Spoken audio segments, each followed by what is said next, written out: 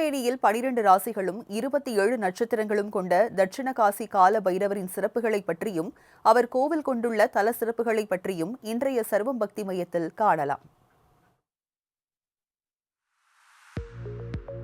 நமது பாரத திருநாட்டில் 2 பழமையான உன்மந்திர காலபைரவர் கோயில்கள் மட்டுமே உள்ள நிலையில் ஒன்று காசி கங்கை கரையிலும் மற்றொன்று தருமபுரி அதியமான் கோட்டையிலும் அமைந்து தெய்வீக சக்தியால் பல அற்புதமான நிகழ்வுகளை நடத்தி வருகின்றன.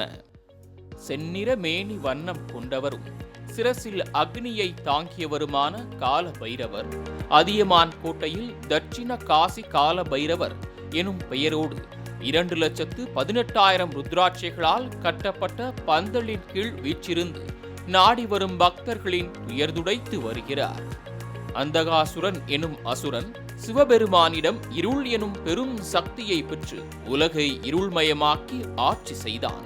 தேவர்கள் முனிவர்களின் வேண்டுதலை ஏற்ற சிவபெருமான் தாருகாபுரத்தை எரித்த கால அக்னியை 8 பைரவ மூர்த்திகளாக மாற்றி 8 திசைகளிலும் எரியவிட்டு இருளை நீக்கி அசுரனை வதம் செய்தார். கால சக்கரத்தின் அதிபதியான கால பைரவருக்கு கடையெழு வள்ளல்களில் ஒருவராக போற்றப்படும் மன்னன் அதியமான் ஒரு ஆலயம் ஏற்படுத்த விரும்பினார். காசியிலிருந்து கால பைரவர் சிலையை கொண்டு வந்தவுடன் கோட்டையில் கோயில் கட்டி கால பைரவரின் கருவறை விதானத்தில் நவ கிரகங்களின் திருவடிகளையும் வடித்தார். அதியமான் போருக்கு செல்லும் போதெல்லாம் தனது வீர வாளை இங்கு வைத்து வணங்கிச் செல்வதோடு கோட்டையின் சாவி இவரிடமே ஒப்படைக்கப்பட்டதாக வரலாறுகள் தெரிவிக்கின்றன.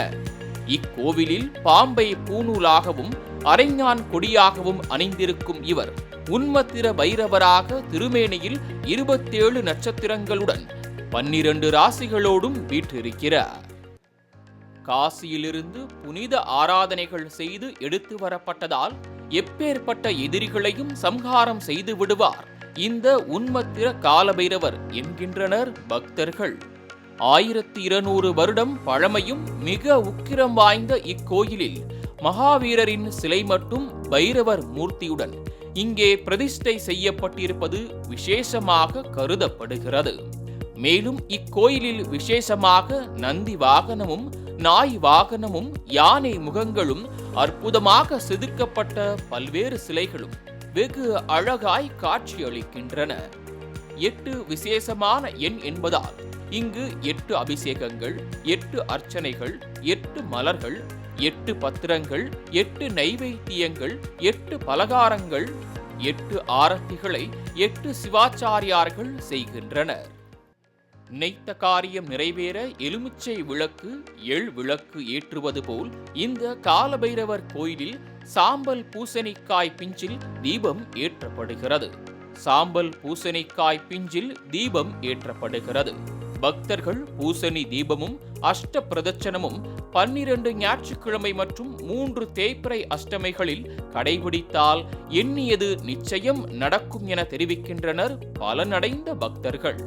தேய்பிறை நாட்களில் இங்குள்ள கால பைரவருக்கு பூசணிக்காயில் தீபமேற்றி கோயில் வளாகத்தை 18 முறை வலம் வந்தால் நவகிரக தோஷம் நீங்குவதோடு பில்லி சூனியம் போன்றவைகள் விலகும் என்பது பக்தர்களின் நம்பிக்கையாக இருந்து வருகிறது. தேய்பிறை அஷ்டமி நாட்களில் 1018 கிலோ காய்ந்த மிளகாய், 108 கிலோ மிளகு போன்றவற்றை கொண்டு இக்கோயிலில் நடைபெறும் சத்துரு சம்ஹார யாகத்தில் பங்கேற்கும் போது கால சக்கரங்களில் ஏற்படும் சகல கஷ்டங்களையும் கால பைரவர் தீர்த்து வைத்து நல்லாசி புரிந்து வருகிறார்.